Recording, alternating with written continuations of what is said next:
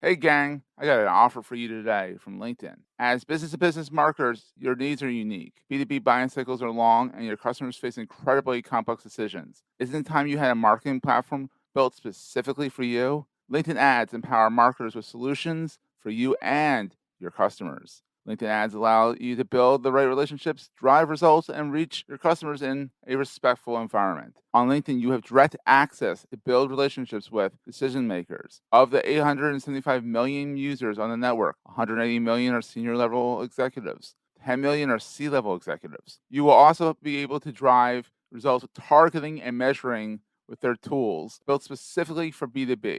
And best of all, they work. Audiences exposed to brand messages on LinkedIn are 6 times more likely to convert. LinkedIn ads also rank number 1 for security, community, and ad experience as part of the Business Insider's Digital Trust Study. Make B2B marketing everything it can be and get a $100 credit. It's a $100 credit on your next campaign. Go to linkedin.com/MPN to claim your credit. It's linkedin.com/MPN. Terms and conditions apply. I like it. Bring the energy. Welcome to the Entrepreneur's Enigma. This is Seth Goldstein.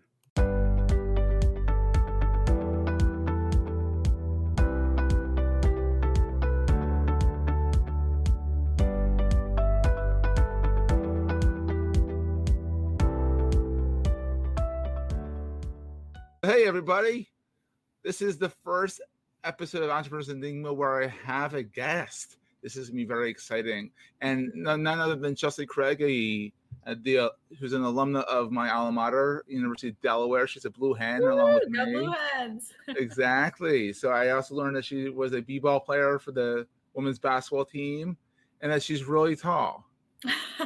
I am very tall. I realized that you and I have, we've obviously become close during the quarantine and a lot of networking. Yeah. I had the opportunity to host you on my show as well, just from getting to know each other. But it's the virtual world. We've only seen each other this big. So in real life, you're like 3 inches taller than me. I'm very tall. Yeah, cameras hide that. It's awesome. Well, hence I you search for, people on Google and they come up and I found that she's up on the basketball team that way. And I was like, okay, cool. I'm like, but women's basketball, you can be short, you can be tall. It's not like men's basketball that they're like 25,000 feet tall. Starting height is like 6'5". Yeah, exactly. So I was like, all right, and I'm like, oh, she's 6'2". Mm-hmm. She actually was meant to be a basketball player. I was basketball or volleyball. Let's talk about Rhino Reviews. You are the CEO, the chief boss lady, the head honcho. Those are all the glamorous roles. We can also go with like the secretary, the admin, the bookkeeper, the accountant. It's how it is. When you're an entrepreneur, that's what it is. Mm-hmm. Now, is it only you or it's you and a whole team, right? Yeah, so I do have some contracted help, which has been an incredible lifesaver. Some key players, just as we've grown, but the majority of the bulk work, I would say, still falls. It's also probably just myself. I'm a little type A, so not wanting to relinquish any of that control yet. I get it. It's taking me a while with Goldstein Media to say, hey, I can't do all of this. Mm-hmm. I think you're at the point where you realize that you can't do all of it, and you get some contractors in, and I feel like in today's world, a lot of people don't want to be on W-2 with people. They want to do their own thing. They want to today's Chelsea's day. I'm working with Chelsea today on this project. Good. This is Chelsea's day. Next day is Joe's day or Steve's day or my own day. And I kind of like that method of running a business, at least when you're young and starting out. I mean, I'm not young. I'm 40, but like I've been doing this for 13 years. That's still young. Yeah, I feel old. Every single day I feel a little bit older, but like, to us geriatric millennials, which is my favorite term. I love it. Geriatric millennials. We're geriatric. So you went to the University of Delaware, but you didn't go for like reputation management. I'm not even sure if that was something. Is even still something you can go to school for? Is it still? I don't think you can. It is. That'd be a great lesson. I know. I think you can just now start going for web design now. When I was there, they had nothing like that. And it's all, I mean, in all honesty, I went to school, I graduated in 2014. And back then, I mean, the world of social media and the digital world has changed so much since then that it probably wasn't, you think Instagram and Facebook, they were 2000. So Yeah. everything was forward. It wasn't really a need then. No, I actually total left field. I actually went to school for exercise science for physical therapy. So very different, repairing things, I guess, but Yeah. not repairing online reputations. So no, the whole world of marketing, digital marketing, social media, all of that. Obviously, I partook in the social media from a personal standpoint, but Yeah, of course. didn't study it or learn it from an educational, kind of the traditional way, I guess. Well, but it's fun. So how did you find your way into this? It's a fabulous question. So I went to school for physical therapy, realized that wasn't right. Did what most people did and kind of panicked, went to a job fair and ended up getting a internship that turned into a sales role at Frito-Lay PepsiCo. Fabulous Oh, company, right? Yeah. Talk about a company that also you're very excited when you get the welcome basket and it's filled with like Doritos and Fritos and Tostitos. Yeah, oh yeah, amazing. I'm hungry now. Thanks. It's about that lunchtime too. Was with Frito-Lay for just over 3 years. Really loved the company, incredible learnings. Really, they did an incredible job focusing on like personal development and growth, and just developing you both as an employee, but also more just as an individual person with a future in business. So fabulous experience there. Can't say enough, but it just wasn't right for me. And I, joined the world and said, okay, well, what's the right way to kind of pivot out of this and open up my network again?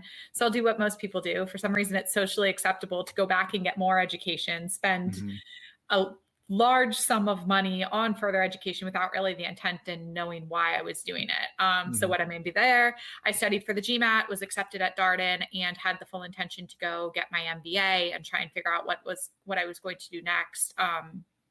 After 3 years in the working world, I thought I deserved a bit of a break. So I took a couple months off before starting school.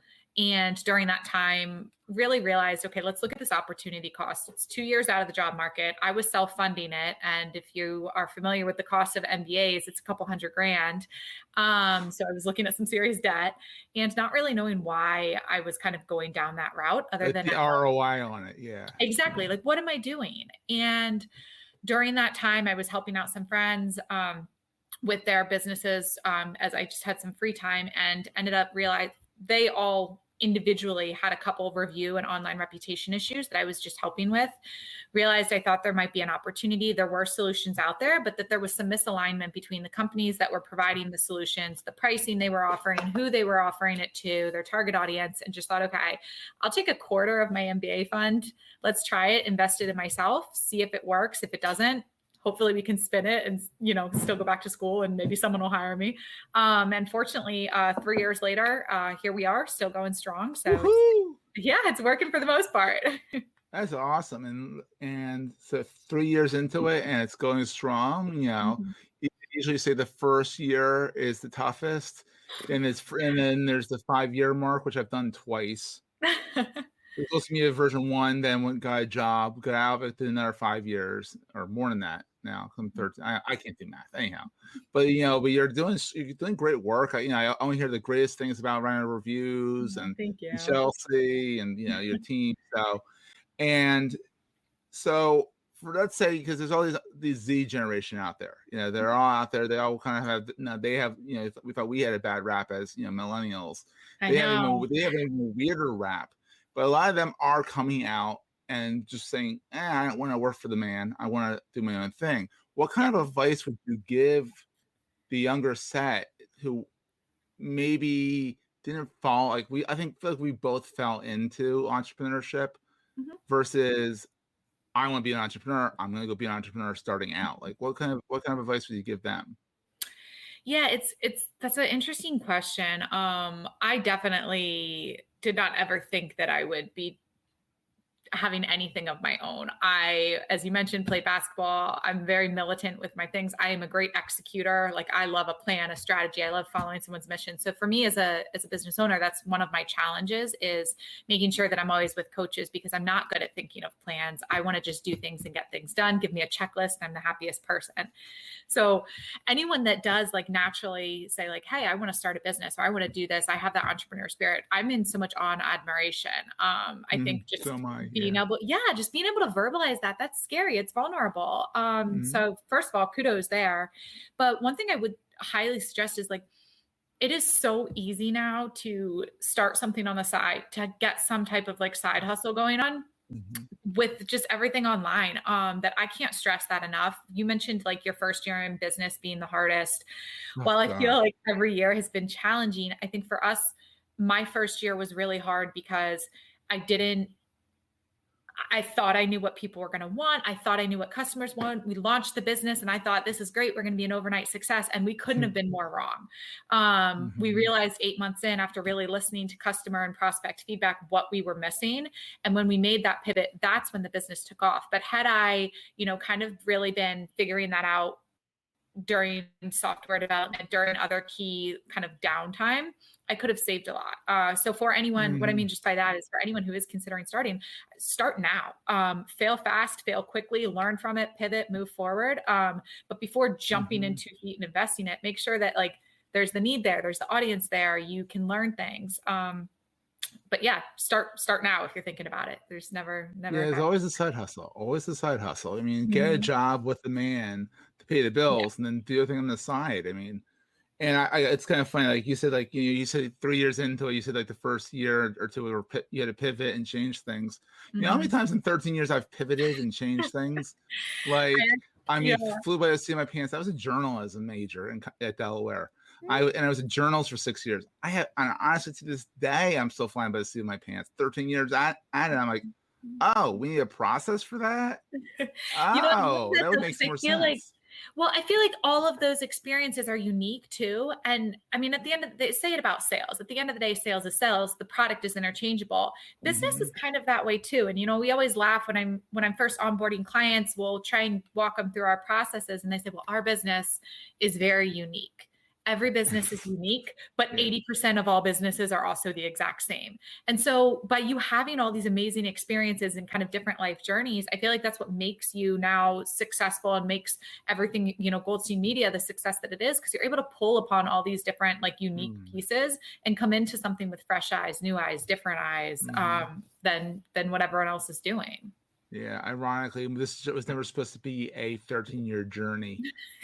I remember, I think on your podcast, I said that it was supposed to be a means to an end to get a job. Hmm. Oops, you know.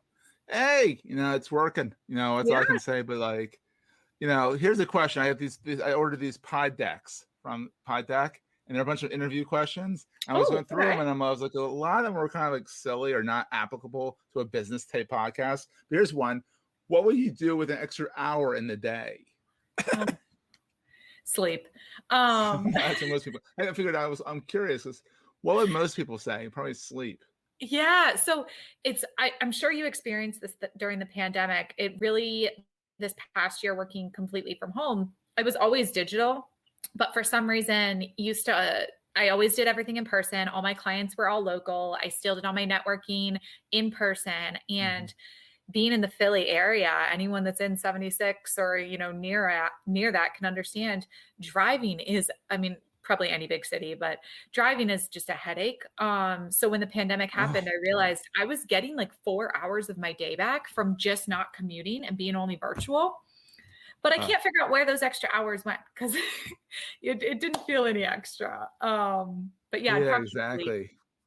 Short answer, sleep. Probably, What probably, about you? probably sleep. Exactly. My thing is, I don't know what I would do. I probably would either sleep or do more work, or play with my Mhm. kid. Maybe we'll say. Oh I mean, he never yeah. has enough time. He has enough time with. He never has enough time with me, even if I give him more time. But my whole thing is also with the in-person networking. That's a good question because I'm sitting here and I'm like, I'm still in the pandemic mode where it's like I Mhm. don't want to go mash shoulders with people yet. I'm not there Yeah. yet.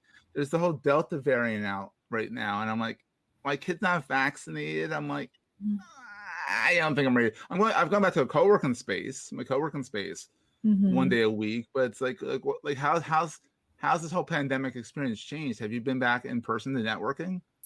So I'm not, and I actually had this conversation. I think it was yesterday with someone. I don't foresee myself really shifting back to in person unless it's a huge event. And then for clients, because of COVID, as I mentioned before, we were all local clients in 2019 and early 2020, and now I realized we've shifted, and I only have 3 clients kind of in the local Philly area. Everywhere else is we have our Canada clients finally, Well, that's California, exciting. Chicago. So I can't go local for them. Yeah, I've noticed that too. I've had a lot of clients, more clients that are like, we're never going to meet.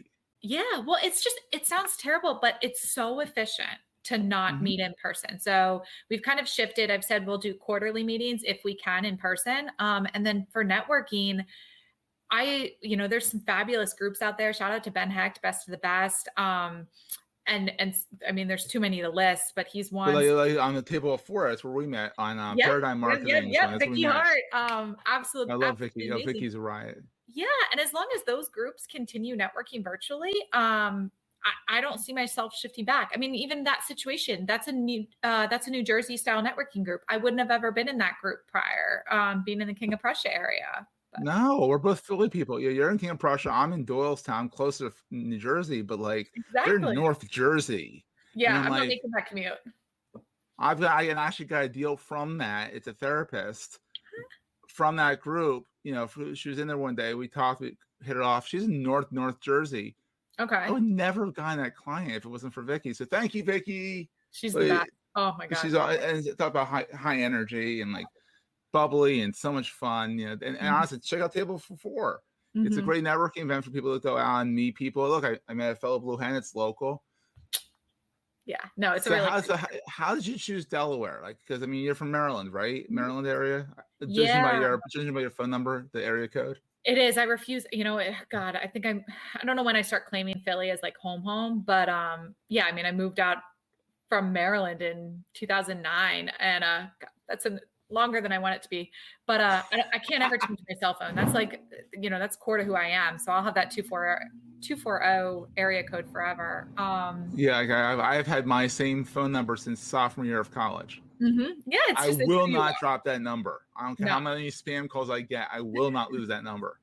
Well, so I don't know if you find this, it actually helps me filter the spam calls better because they use your area code. So they use I'll get all these calls from Baltimore or from Gaithersburg, all these Maryland places. And obviously I'm in Philly now for the past over 10 years. So anytime I see those calls come through, I know to just ignore because they're spam ones. Yeah, and actually the phones are getting better at saying suspected spam. Yes, I've been Which loving is scary because I'm always wondering, well, what if that isn't suspected spam? I don't know when I get it. But I'm like, if they want to talk to me, they can leave a message. So Yeah.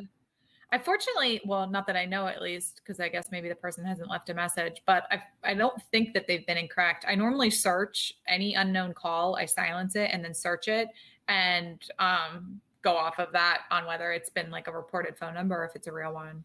yeah, spam. Yeah. So go back to review management here. Mhm. When people come to you, I'm sure you've seen the gambit of like, I have a few bad reviews. Let's work on this. Or hey, I have no reviews, nothing at all. I need Yeah. help. I want to get some good reviews in there. You also have the ones where they're like, oh my god, the last predecessor was a bum, to say the least, and ticked off everyone. Now we have a new CEO in, and we want to make it better impression. How does that work? How does the process work with Rhino Reviews? So those are, quite a few kind of different examples. So we would I'm approach good at each that. one differently. And I think that's exactly to your point, Yeah. what makes us unique and why our clients enjoy working with us. As I mentioned at the beginning of this, I did not invent the importance of online reviews, though I wish I did, or like the need Be for them. rich. Yeah. God. Woo. I definitely didn't invent that need. I didn't invent the tool or the idea on how to get more. What makes us unique is our customized strategy. So for example, you just listed 3 very different situations that would require 3 different strategies, 3 different approaches. And what we found was in the market, there's not customized solutions. There's software you can go get, but then it always falls on your team to come up with the strategy, to implement the strategy, or your marketing team to come up with the strategy and implement it.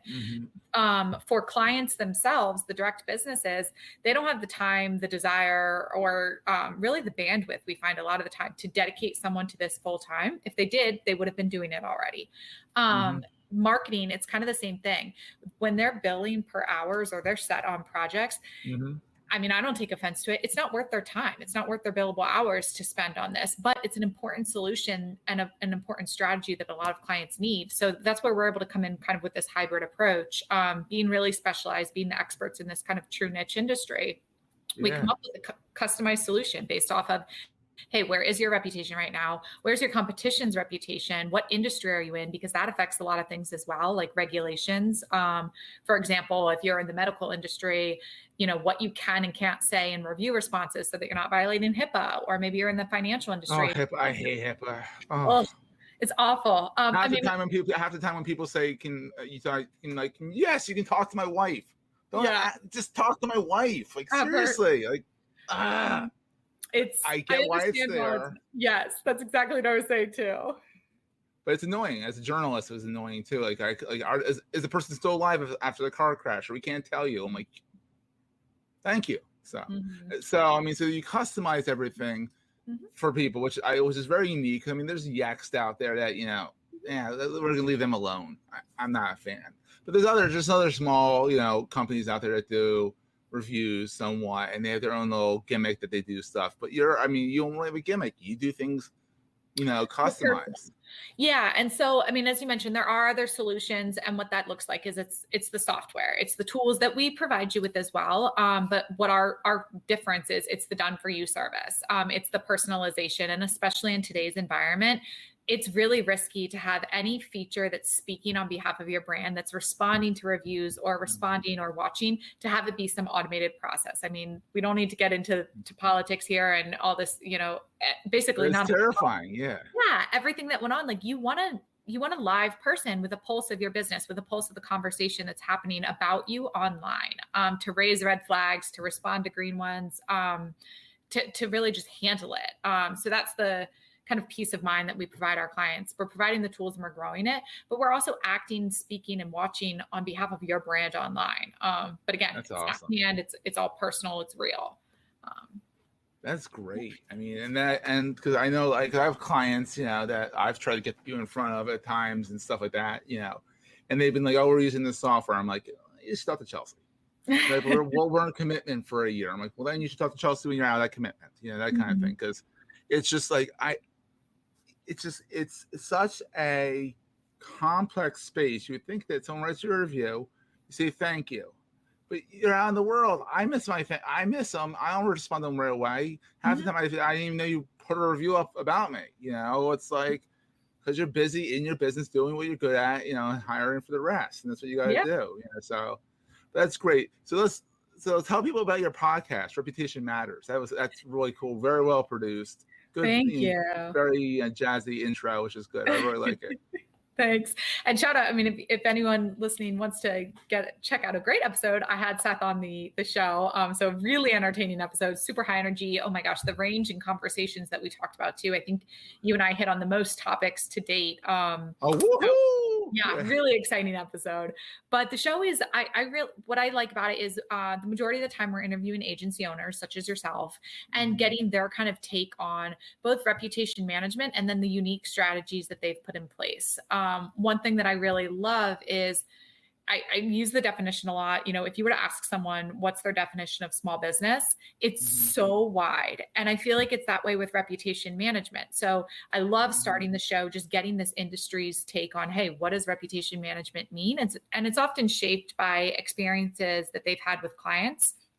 And then kind of moving forward, okay, what are their strategies? And again, it's so unique because each agency typically has their niche of clients they work with. So it's great getting their insights and their strategies for that specific niche, but then also realizing that, again, those are strategies that maybe they've always done it in the construction space because it works really well, but someone in the law industry really could pick up on that and take it there. So it's, I really enjoy it.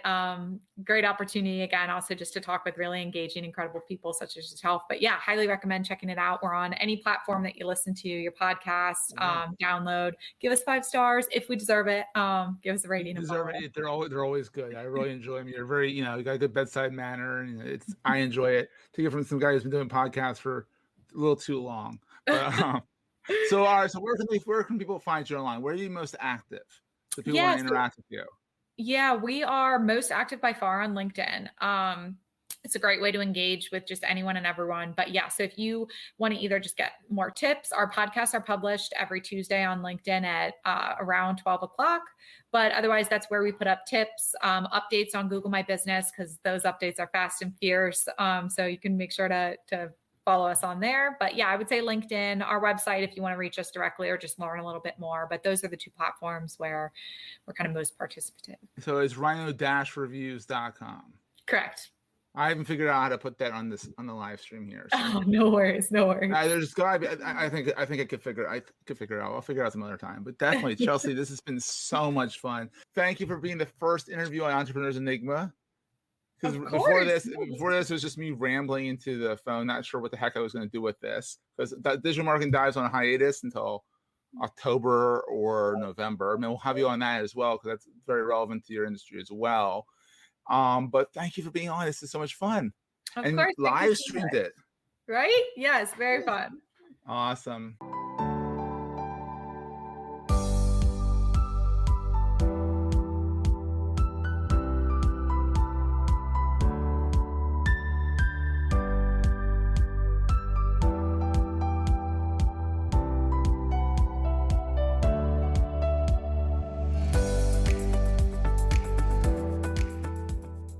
You may know you're listening to this show along the Marketing Podcast Network, but did you know there are other great shows on MPN to help your business? T. Adeola hosts a great podcast called Tiny Giants. T, tell us what these fine folks will get out of listening. We are the creator economy show that's about careers, not celebrity. Right? So who should listen to this show are the parents of young people who want to know more about the creator economy and why that's a career path for their children, or the young people themselves. Amazing. Where can the young people or the parents subscribe? You can find us at tinygiants.tech or wherever you get these podcasts, these fine podcasts. And you can also find us at the Marketing Podcast Network, which is marketingpodcast.net.